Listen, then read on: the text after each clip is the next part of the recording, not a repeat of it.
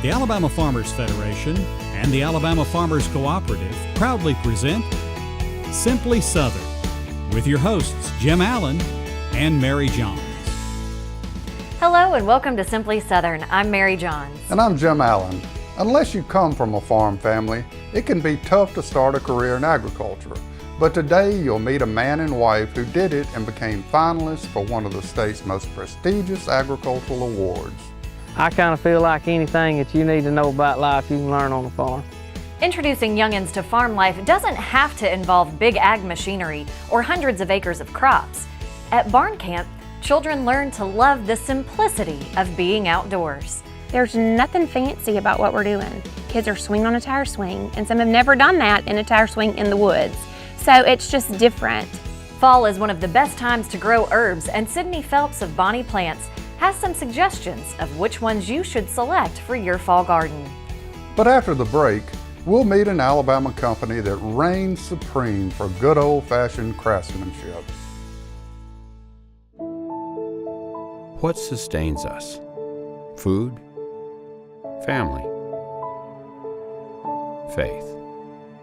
Alabama farmers live those things every day. They conserve our resources, clothe our families, and fill our tables. They cultivate jobs for our communities and values for our future. Farmers grow it all right here in Alabama. There's no such thing as downtime when you own a farm. This is your land. You tend it and try to get the most from it, no matter the weather or time of day. It's been that way for generations. And for generations, your local quality co-op store has been there for you, with a full range of agriculture supplies and services, from feed to fertilizer, seed to grain storage, and the right hardware for any application. You'll always find what you need, plus friendly, knowledgeable advice at your local quality co-op store. There's one near you. If you've ever hopped into the saddle to ride a horse, you've experienced a classic example of craftsmanship.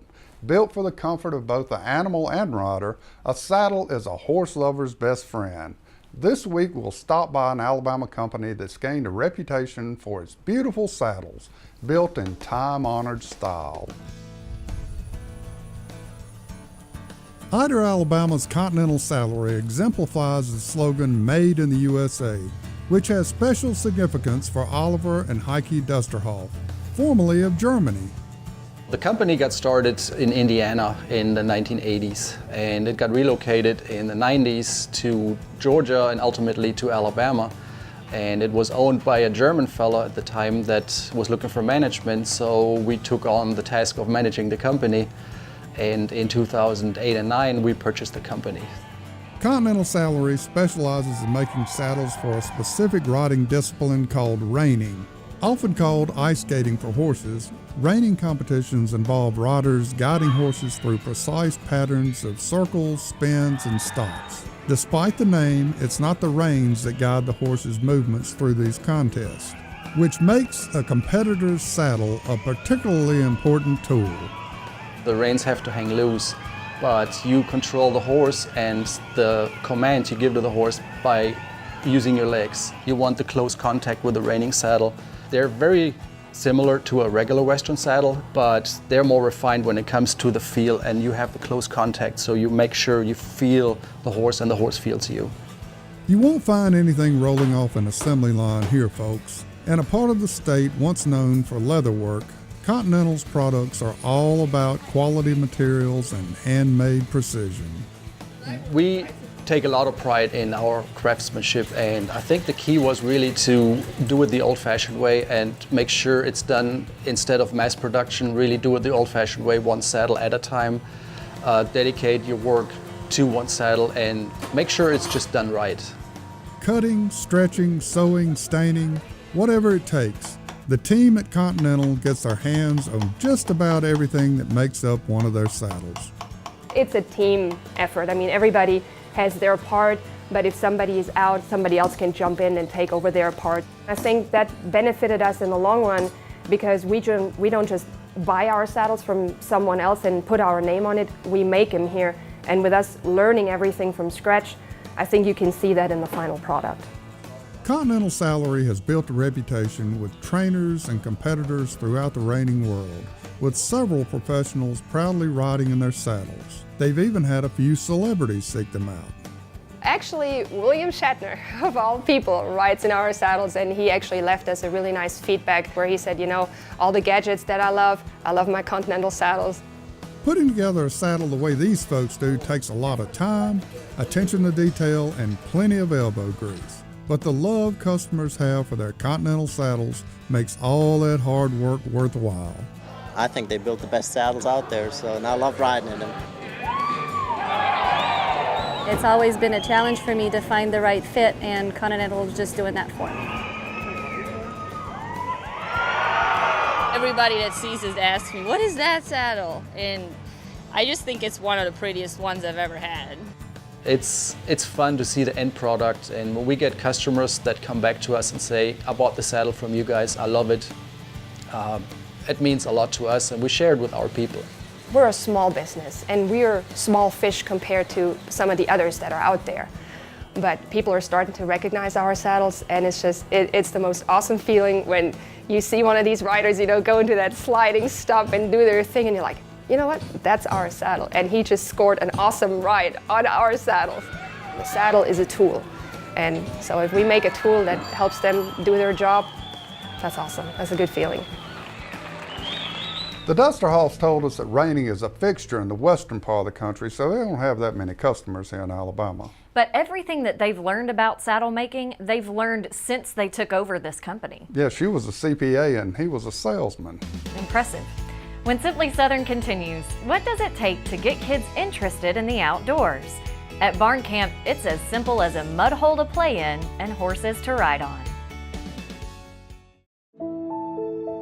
The versatile peanut. Meat of the earth. Friend of the soil. Tasty, nutritious, packed with protein. And Alabama peanut farmers nourish some very special things. Families, communities, and Alabama's economy. Peanuts. Good for you, good for Alabama. Who drives your car? An athlete? A rocker? A dreamer?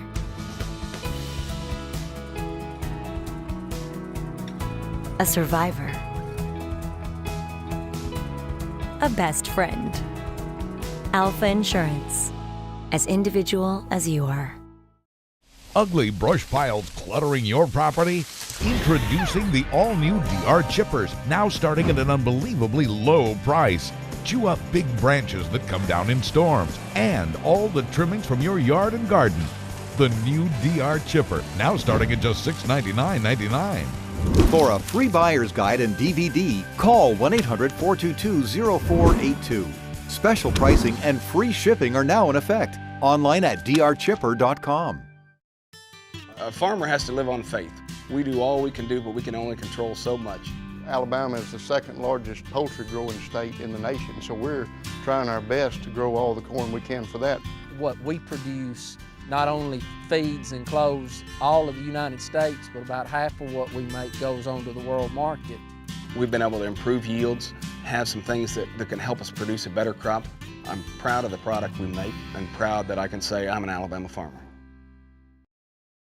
For those of us who grew up before the turn of the 21st century, our childhood summers were likely filled with endless hours playing outside.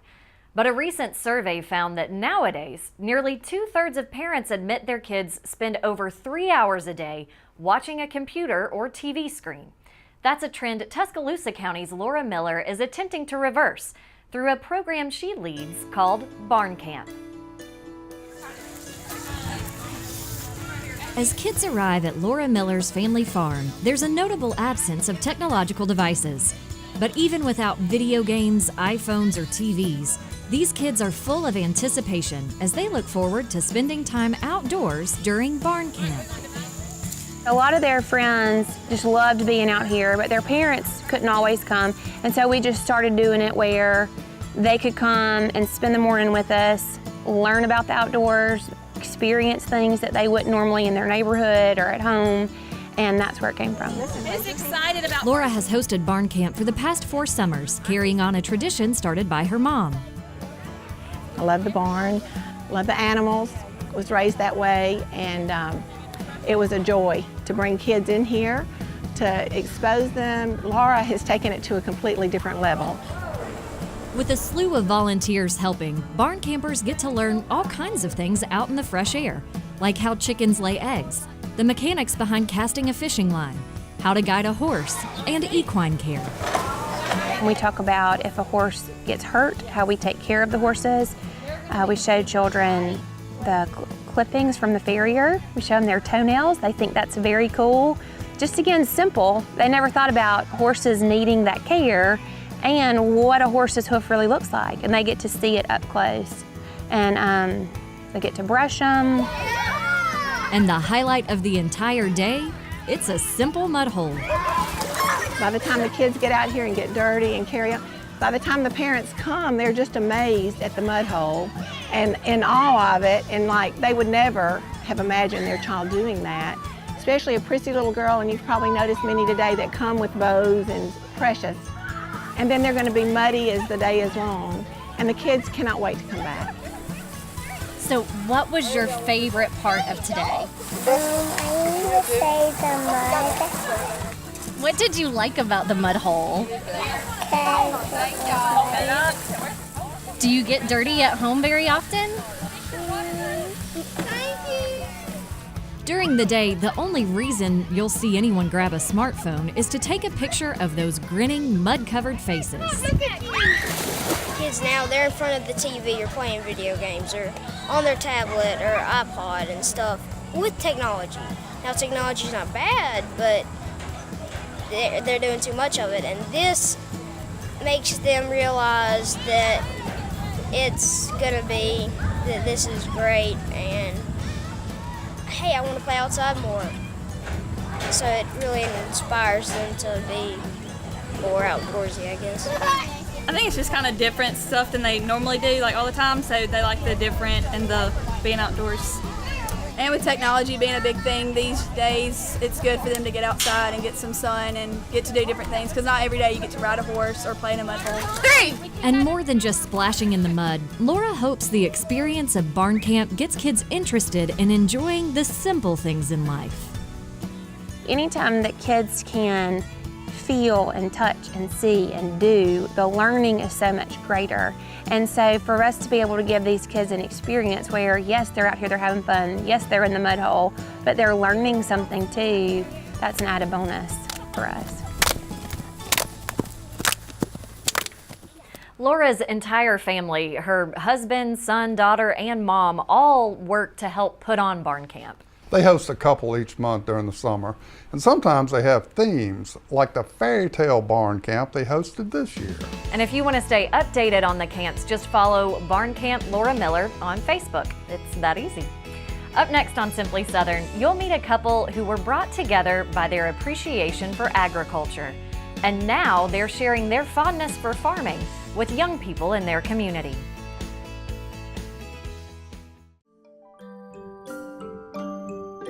One out of 4 Alabama residents have benefited from the Alabama Cooperative Extension System.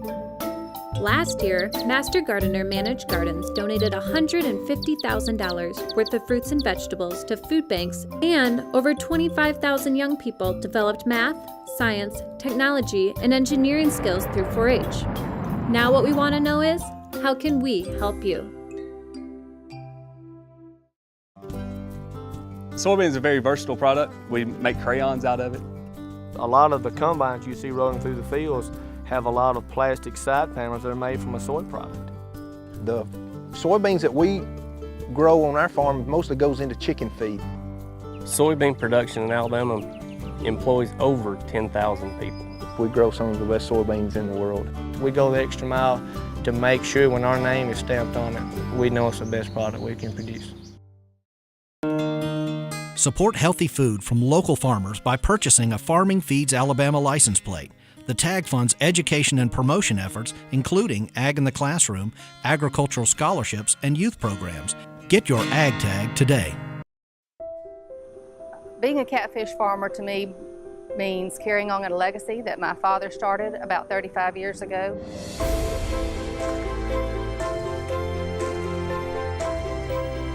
It's a good way to take care of the land and provide a nutritious product for people all over the world. My name is Mary Quitman Holmes. My sister, my father, and I own this farm, Lawson Catfish Farm, in Perry County, Alabama. Each year, the Alabama Farmers Federation recognizes farmers who do an excellent job on their farm and help make their communities better places. Over the next 3 weeks, we'll meet the finalists for Alabama's Outstanding Young Farm Family. Today, Kevin Worthington takes us to Franklin County to meet Gannon and Kristen Nunley. Neither Gannon Nunley nor his wife Kristen grew up on a farm, but it was a love of agriculture that ultimately brought them together.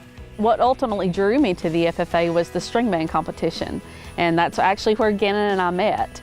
And so I didn't really get into the agricultural side of the FFA until I became a chapter officer and started going to a lot of the leadership type events. 4 years after they married, the Nunleys started looking for a way to make their dream of farming come true. Although it took a while, they were able to purchase a nearby poultry operation.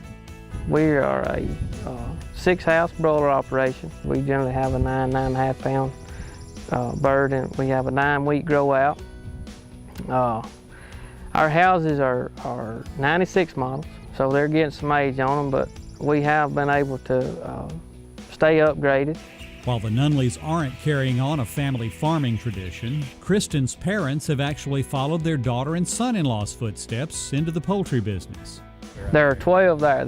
There's 6 of them are mine, 6 of them are my father-in-law's. And like I said, it's kind of interesting thing. My wife's grandfather owned a business in town, and when he retired, he sold his business, and my mother-in-law and father-in-law had always worked there. So when the business sold, they were looking for something else. And so we had already got into contract on this farm, and actually the other farm was also for sale. And I said, well, hey, would you be interested in selling to my father-in-law? So I think we signed papers in May, and I believe they signed them like the 1st of April. When the Nunleys bought their 72-acre farm, Gannon says there wasn't a fence post on the place. Over the next 2 years, though, he cleared timber, built fences, and expanded into beef cattle production. We've tried to be diversified in that. We try to keep some registered stock, to either to sell or to hold back, raise our own bulls or keep our own females. Although running their operation keeps them busy, Gannon and Kristen make time to share what they've learned with the next generation of farmers. After falling in love with FFA in high school, Kristen has become an FFA advisor and ag teacher. I give them a little bit of a glimpse of all the different aspects of the agricultural industry. We kind of bounce around from animal science to plant science to some ag mechanics, and so we do a little bit of everything in that class. The Nunleys also employ some of those students on their farm. It helps them with the shortage of labor in the area, but more importantly, it gives the young people hands-on experience in agriculture. We've been fortunate enough to have some really great kids to come and work on the farm, and we have watched them transform from that very shy, bashful, I don't know about this, and over the course of a year, it's amazing when you give them those experiences and give them the opportunity to try different things at how much they really do grow. Gannon and Kristen say it's important that they educate young people about agriculture, and those lessons begin with their children, 7-year-old Cooper and 4-year-old Adelaide. I always wanted to grow up on a farm. It just never really worked out. I kind of feel like anything that you need to know about life, you can learn on the farm. They know that our animals come first because they depend on us 100%. And so no matter what is going on, if there's a baseball game or if there's dance class, we have to make sure that all the animals are taken care of before we can go and enjoy those things. From Franklin County, Outstanding Young Farm Family finalists Gannon and Kristen Nunley and their children, Cooper and Adelaide. They have worked really hard to build their farm into one of the top operations in the state. Especially when you consider that they've started with nothing more than the desire to do it. And we'll continue our series next week with another finalist. Up next on Simply Southern, when the seasons change, it's time to change the garden, and Sidney Phelps of Bonnie Plants is selecting herbs to plant for the fall. There's nothing quite like sitting down to a home-cooked meal with fresh vegetables from the garden. With Bonnie Plants from your local quality co-op store, you can enjoy the freshest vegetables right from your own backyard. And no matter if you're a raised bed gardener, a rose gardener, or if you farm hundreds of acres, your quality co-op store has exactly what you need to get the most out of your plants.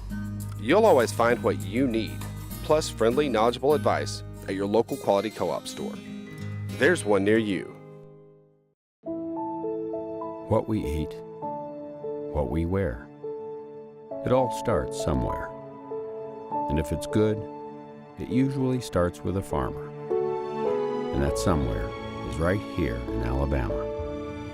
In a field, in a barn, on a tractor. Right now, there's a farmer starting something good for all of us.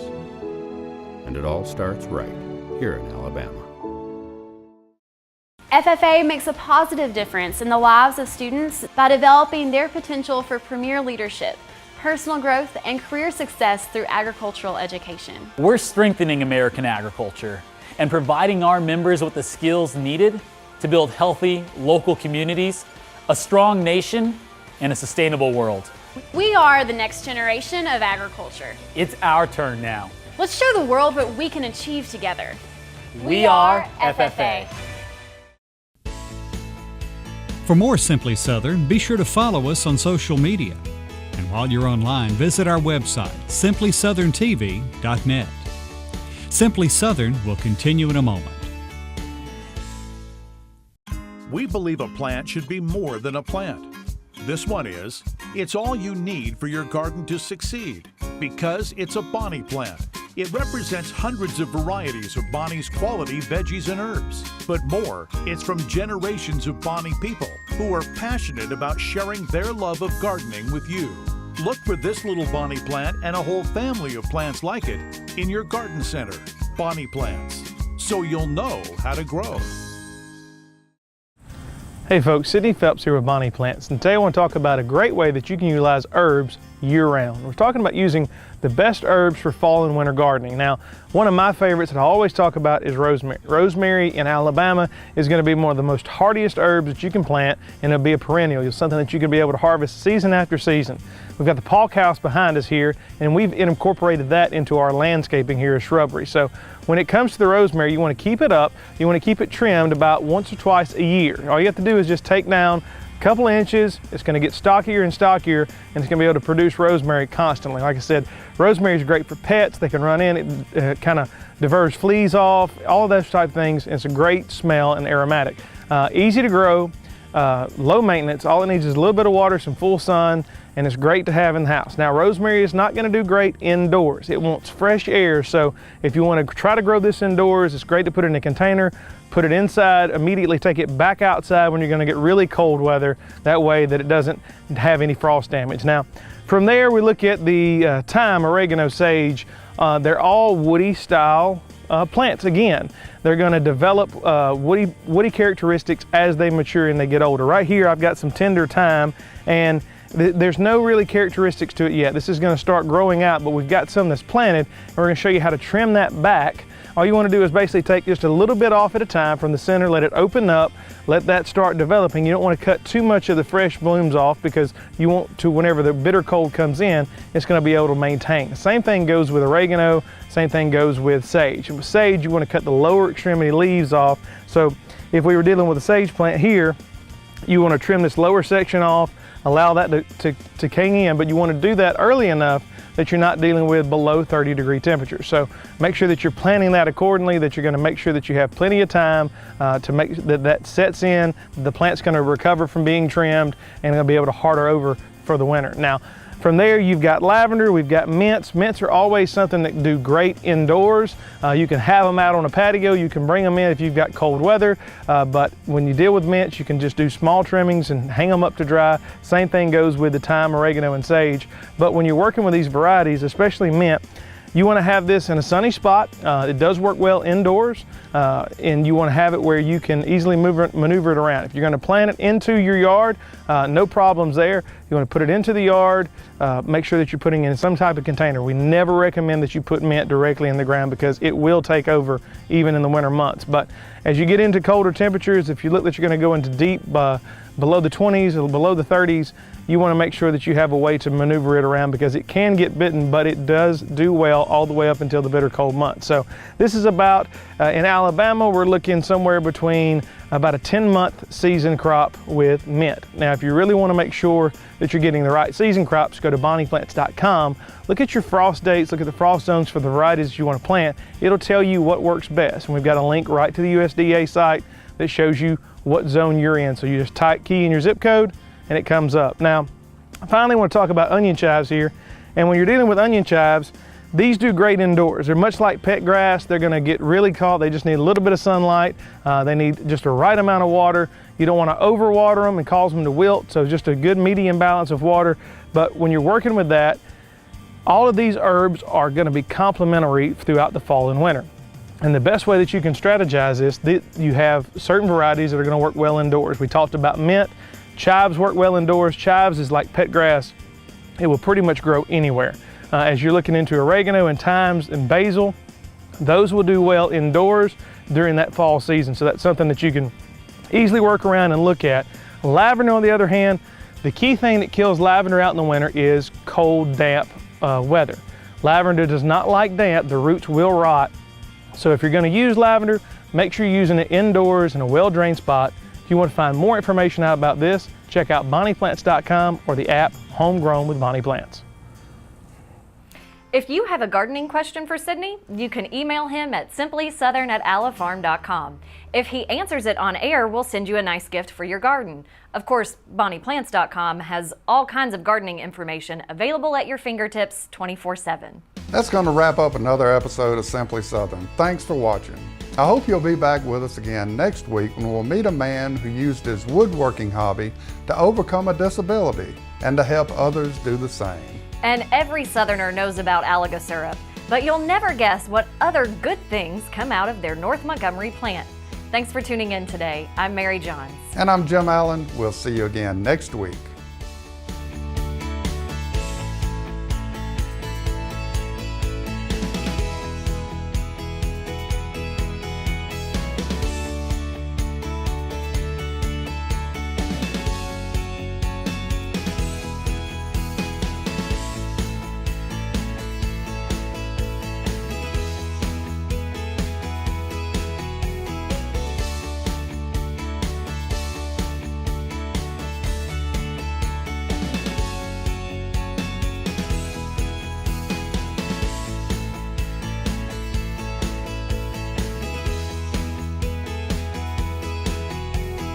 Simply Southern is a production of the Alabama Farmers Cooperative and the Alabama Farmers Federation.